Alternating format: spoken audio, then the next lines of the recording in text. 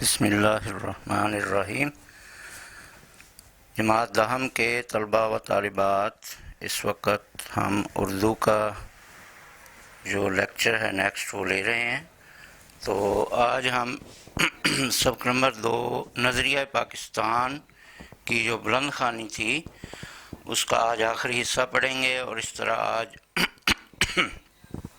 اس سبق کی جو بلند خوانی ہے وہ انجام پائے گی۔ تو آخری حصہ جو ہے آپ کو میں نے پہلے بتایا تھا کہ نشان دہی کر کے بتایا تھا کہ آج آپ صفحہ نمبر جو ہے وہ 24 کی آخری لائن سے شروع کریں گے اور سبق کے اختتام تک جو ہے اس حصے کی بلند خوانی آپ کریں گے۔ تو اس میں جو مشکل الفاظ آپ کے سامنے جو ہے وہ گزریں گے اس کو آپ ذرا میرے ساتھ جو ہے وہ دہرا لیں۔ تو اس میں آپ دیکھیں گے اس سے میں قدریں سے مراد ہے روایات، یعنی وہ خصوصیات جو کوئی مذہب یا دین کسی قوم کو دیتا ہے اور ان کو اپنا کر وہ ترقی کرتے ہیں۔ تو اسلام نے جو ہمیں قدریں دی ہیں، جیسا کہ اگلے صفحے کے شروع میں یہ کچھ نام لکھے ہوئے ہیں: اخوت، مساوات، عدل، دیانتداری، خدا ترسی اور ہمدردی، اسی طرح سچائی، صداقت اور ایمانداری اور دیگر چند قدریں بھی ہیں۔ تو ان قدروں کو عملی جامہ پہنانا ضروری ہوتا ہے، یعنی یہ وہ خصائص ہیں یا وہ خصوصیات ہیں جن پر عمل پیرا ہو کر ہی ہمیں جو ہے وہ فائدے حاصل ہوں گے، ورنہ یہ کوئی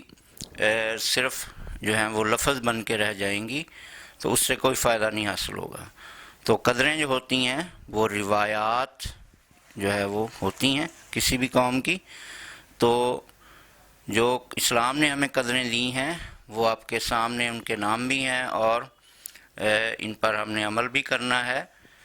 تو قدریں سے مراد ہو گیا روایات، فروغ دینا، یا پہلے بھی پڑھ چکے ہیں، ترقی دینا، آگے بڑھانا کسی کام کو۔ اسی طرح محض، یہ بھی آپ پہلے پڑھ چکے ہیں، صرف ترویج دینا کا مطلب ہے رواج دینا، یعنی عام کرنا لوگوں میں، اور اشاعت کا مطلب ہے کہ اعلان کرنا، یعنی لکھ کر اخبارات کے ذریعے، میڈیا کے ذریعے یا زبانی جو ہے وہ ریڈیو کے ذریعے جو ہے وہ کسی چیز کا اعلان کرنا، اس کو پھیلانا جو ہے وہ اس کو اشاعت کہتے ہیں۔ تو اشاعت کا مطلب ہوتا ہے کسی چیز کو پھیلانا، عام کرنا، اعلان کرنا۔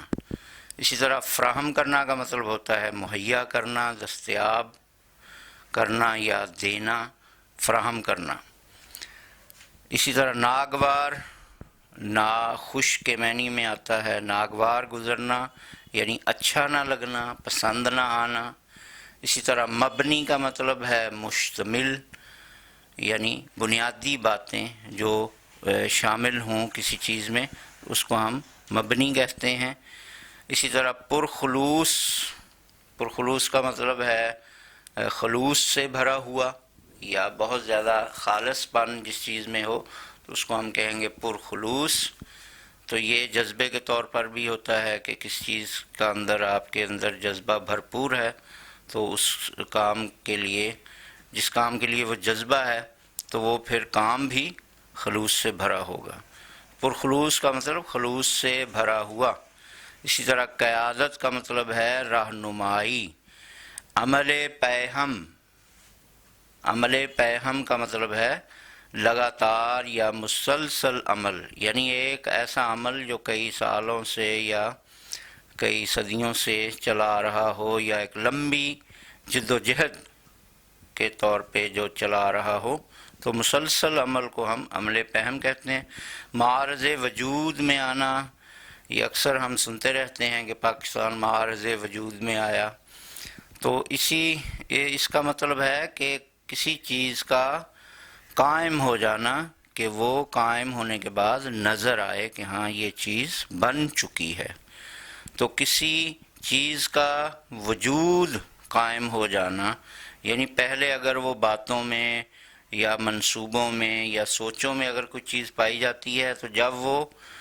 ایک بن کر ہمارے سامنے آ جاتی ہے اور ہم اس کو دیکھتے ہیں، تو پھر ہم کہتے ہیں یہ معرض وجود میں آ گئی۔ تو عملی طور پر کسی چیز کا حاصل ہو جانا یا بن جانا، معرض وجود میں آنا۔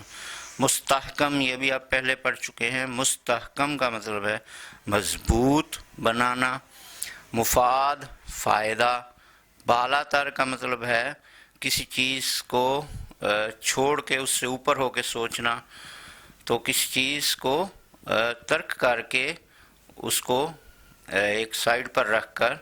اس سے بالا تر ہو کر سوچنا، یعنی کسی چیز کو ترک کر کے اس سے اوپر کی سوچ اپنانا، بالا تر ہونا۔ اسی طرح فلاح و بہبود کا مطلب ہے کہ جو عوام کے لیے ترقیاتی کام ہیں یا ان کی خوشحالی کے لیے جو کام کرنے ہوتے ہیں اس کو فلاح و بہبود کہتے ہیں، یعنی عوام کو اچھی صحت ملے، اچھی تعلیم ملے، ان کو کام کاج کرنے کے مواقع ملیں، ان کی اولادوں کو اچھی پرورش جو ہے اس کا موقع ملے۔ تو یہ عوام کے لیے جتنے بھی ترقی کے کام ہیں، ان میں سڑکیں، پل بنانا، لائبریریاں بنانا، تعلیمی ادارے بنانا، ہاسپٹل بنانا یا دیگر ترقیاتی امور انجام دینا، تو ان ترقیاتی کاموں کو جو عوام کے لیے کیے جاتے ہیں تو اس کو کہتے ہیں فلاح و بہبود، یعنی عوام کی خوشحالی کے لیے جو قدم اٹھائے جاتے ہیں اس کو ہم فلاح و بہبود کہتے ہیں۔ تو اس کا مطلب ہو گیا عوام کی خدمت اور خوشحالی کے لیے کام کاج کرنا۔ امتیاز کا مطلب ہے فرق۔ توانا کا مطلب ہے مضبوط، توانا مضبوط۔ پرعظمت، پرعظمت کا مطلب ہے کہ عظیم، عظمت سے بھرا ہوا، عظیم۔ تو یہ آج کی جو بلند خوانی ہے اس میں آپ یہ الفاظ ملاحظہ کریں گے، اور کچھ اسلامی اقدار جو دی گئی ہیں ان پہ بھی آپ نے توجہ دینی ہے کہ یہ کیا ہمارے اندر موجود ہیں یا نہیں، اور اگر نہیں ہیں تو ان کو ہم نے اپنے اندر پیدا کرنا ہے، انفرادی طور پر بھی اور اجتماعی طور پر بھی۔ تو آج کی بلند خوانی آپ کریں گے اور ان الفاظ کو بغور دیکھتے چلے جائیں گے اور ان کے معنی بھی ذہن نشین کرنے ہیں۔ اس کے علاوہ جو آپ کو میں نے بتایا ہے کہ بلند خوانی میں تمام سبق کے جو مواد ہوتا ہے سبق کا، اس میں آپ نے تمام اہم نکات، اہم شخصیات یا سبق کے اہم الفاظ کو اس طرح دیکھنا ہوتا ہے کہ وہ ذہن نشین ہو جائیں اور ان کی سمجھ آ جائے۔ تو نظریہ پاکستان جو آپ کا سبق ہے، جو ڈاکٹر غلام مصطفیٰ خان نے لکھا ہے، تو اس کے حوالے سے اب ہم اس کو تھوڑا سبق کو وائنڈ اپ کریں گے، اور اس میں آپ نے دیکھا کہ کچھ شخصیات کے بارے میں بتایا گیا ہے، پھر تاریخ پاکستان کے حوالے سے کچھ معلومات آپ کو دی گئی ہیں، جس میں مغلیہ دور کے اکبر سے لے کے پھر اور مجدد الفسانی اور شاہ ولی اللہ اور شاہ اسماعیل اور دیگر شخصیات جیسے ٹیپو سلطان اور ان کے والد سلطان حیدر کا ذکر ہوا۔ اسی طرح پھر سر سید احمد، مولانا قاسم، اسی طرح نواب وقار الملک، اور پھر مولانا محمد علی جوہر اور محمد علی شوکت کا ذکر ہوا کہ جنہوں نے جو ہے یہ تحریک خلافت شروع کی۔ تو آپ نے سبق کے حصہ دوئم میں دیکھا کہ جنگ عظیم اول کے شروع ہونے پر جو ہے وہ ترکی کو ایک خطرہ لاحق ہو گیا، اور ترکی جو خلافت کا مرکز سمجھا جاتا تھا، اور سعودی عرب یا مکہ و مدینہ کی جو ایریا تھا وہ ترکی کے انڈر تھا، یا ترکی اس کی حفاظت اور اس کے اوپر حکومت کرتا تھا۔ تو حجاج کرام کی جو حفاظت اور ان کی خدمت کا سلسلہ تھا وہ بھی ترکی کا خلیفہ جو ہے وہ انجام دیتا تھا. تو اہل اسلام جو ہے وہ ترکی جو خلیفہ تھا اس کی بہت عزت تھی اسلامی دنیا میں. تو جنگ عظیم اول میں جو ہے جرمنی اور انگلستان کی آپس میں جو ہے وہ ایک جنگ ہوئی اور بہت خطرناک جنگ ہوئی جس نے بہت سے ملکوں کو اپنی لپیٹ میں لے لیا. اسی طرح ترکی نے جو ہے وہ جرمنی کا ساتھ دیا اور ادھر ہندوستان میں جو ہے وہ انگریز جو ہے وہ حکومت کرتے تھے. تو یہاں کے جو مسلمانوں کے جو جذبات تھے ترکی کے ساتھ، پھر انگریزوں کو اس بات پہ جو ہے وہ غصہ آیا کہ یہ ہمارے انڈر رہتے ہوئے ہمارے دشمن ملک کا ساتھ دینے والے ملک کی طرف جو ہے وہ ایک خیر سگالی کا جذبہ رکھتے ہیں یہ لوگ. تو اس طرح انہوں نے جو ہے وہ اس بات کا برا مانا، لیکن انہوں نے ایک دھوکہ دہی ایک یہاں پہ کی کہ ترکی کو جرمنی کا ساتھ دینے کے باوجود انگلستان نے یہ اعلان کیا کہ اگر ہم یہ جو جنگ عظیم اول ہے اس میں ہم جیت گئے تو ہم ترکی کو کچھ نہیں کہیں گے. لیکن جیسے ہی ان کو اپنی جیت ہوتی ہوئی نظر آئی تو انہوں نے ترکی پر بھی چڑھائی کر دی اور اس کو بھی بہت نقصان پہنچایا اور اس کے نتیجے میں ترکی کی جو خلافت تھی وہ ختم ہو گئی. تو اسی خلافت کو جب ملیہ میٹ کرنے کی کاوش کی جا رہی تھی انگلستان کی طرف سے تو مولانا محمد علی جوہر اور مولانا محمد علی شوکت نے جو ہے وہ اس خلافت کو بچانے کے لیے ایک تحریک چلائی جس کو تحریک خلافت کہا جاتا ہے. تو مولانا محمد علی جوہر اور مولانا محمد علی شوکت کو علی برادران بھی کہتے ہیں جو اس تحریک کے بانی تھے، اور اس میں ہندوستان کے مسلمانوں نے بڑھ چڑھ کر حصہ لیا اور ترکی کا جو ہے وہ ہر طرح سے ساتھ دیا. بہرحال وہ ترکی کی خلافت ختم ہو گئی اور جنگ عظیم اول کے خاتمے کے بعد جو ہے وہ ترکی کا جو ایک مضبوط مرکز تھا خلافت کے حوالے سے وہ بہت کمزور ہو گیا اور انگریزوں کو جو ہے وہ ایک خلافت کو نقصان پہنچانے کا موقع ملا اس جنگ میں. بہرحال اس میں ہماری اپنی بھی کچھ کمزوریاں تھیں اہل اسلام کی. تو اس طرح پھر آپ نے شدھی اور سنگٹھن تحریک کے بارے میں جو ہے وہ پڑھا کہ وہ ہندوستان میں دو تحریکیں جو ہیں وہ شروع کی گئیں کہ مسلمانوں کو یا تو ختم کیا جائے یا ان کو ہندو بنایا جائے. اسی طرح پھر دیگر جو اس پاکستان یا تحریک پاکستان کے حوالے سے ہیں وہ بھی بہت سی معلومات ہیں اس سبق میں.